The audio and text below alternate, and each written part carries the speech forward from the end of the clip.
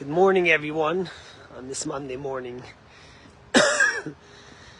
You know, it's been 2 weeks and 2 days since we got the terrible news on Shmini Atzeret and Shabbat while we were celebrating the holiday. And every day we ask ourselves, how could we go on? How could another day pass when 1,500 Jews were butchered and so many in the world celebrate that? How could we go by another day when there's 212 hostages that are in Gaza, that their family doesn't know anything about their whereabouts, and how do we go on? Today is Ohad's birthday. Ohad and his mother Karen Munder. Ohad is turning 9 years old today. And they lived in the border community of Gaza. And on the morning of October 7th, Ohad, his mother Karen, who's 54, and his two grandparents, Abraham and Ruth, who are 78, were abducted. Looking through hundreds of hours of videos, the family doesn't see any sign of them being taken to Gaza, but the Israeli military has seen pings and sounds of their phone in Gaza. Today's his birthday. He's alone. The family doesn't even know if he has glasses. It might seem like a small thing, but his glasses is what lets him see. He can't see without it. This is one of so many families.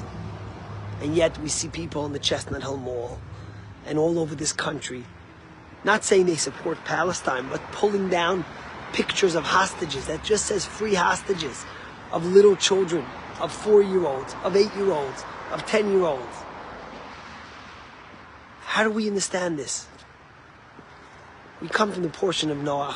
In Noach we read about Hamas and about destruction and about evil and how it has to be eradicated. And the truth is that the Israeli military has to do that unconditionally, not halfway but full way. And we have to support them. But after the destruction, God turns to Noach, and the first mission God gives Noach is Pru Urevu, go out and multiply. You would think in a world that saw such evil, such destruction, how is Noach supposed to continue? How's he supposed to go out and build? But that's the story of the Jewish people. That in the darkest of our hours, we never give up hope. And in the greatest of our challenges, we never let our spirit be broken. We continue. We move forward. We fight darkness with light. We fight negativity with positivity. We fight immorality with morality. We fight evil with good. And that's our job. God tells Noach as he finishes the portion, Pru Urevu, multiply. Go out there. The answer to the evil is to have more children, to have more Jewish homes, to do more commandments, to be kinder, to celebrate more, to love each other more, to have more unity, to recognize the good and the positive. There's so many heroic stories coming out of the devastation of what happened 2 weeks ago. But one story that is so painful, yet also moving, is the story of the Zohar family. Yasmin and his wife Yaniv and his two daughters Keshet and Techelet were killed by the barbaric Hamas. But on that morning, Ariel, who was 12, happened to go out for a jog. And because he went out for a jog, Ariel was saved. And just last week, Ariel sat with his grandparents, his 90-year-old grandfather, who's a Holocaust survivor, and watched as simultaneously his mother, his father, and his two sisters were buried. A family destroyed by pure evil and pure hate. Sitting by the Shiva, the remarkable Zaka members. I'm sure you know who Zaka is. Zaka is these people who make every effort to collect the bodies and to bury them and to give them their dignity. They go into the most dangerous places. Zaka came to visit them. And the guy from Zaka was Chaim. And Ariel, this young boy, turns to Chaim. And he says, I want one favor from you. And Chaim says, what? I'll try to do anything. He says, you know, next week is my bar mitzvah. And my father had bought me tefillin. But I want my father's tefillin. can you try to get me my father's tefillin? And Chaim, who was ready to do what he could, his name was Chaim Witzman, says, listen, it's a war zone there. There's rockets flying.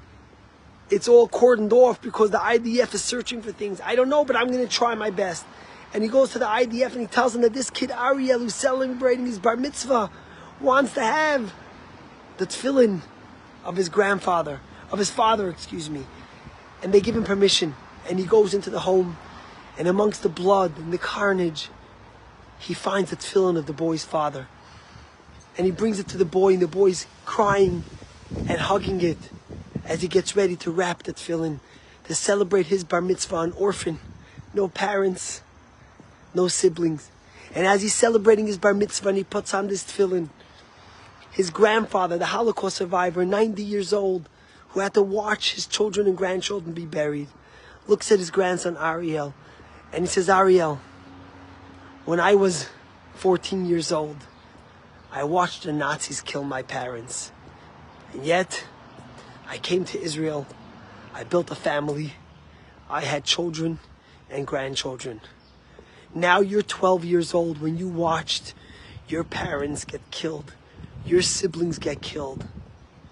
But you will also grow up and have children and have grandchildren and continue the Jewish tradition. You think about the pain and the challenge, but yet in that time, this grandfather, who himself is a Holocaust survivor, gave his grandson the courage that God told Noach, Pru Revu. Today we read about the first Jew, Abraham, and his marching orders to change the world. One man stood alone against the entire world. That's the story of the Jewish people till today. May God give us the strength to celebrate. May Ohad and his mother be released and all the other hostages. May Ariel find the comfort and the solace that he needs. And may the IDF find the courage and the strength it needs to eradicate the evil from our midst. God bless.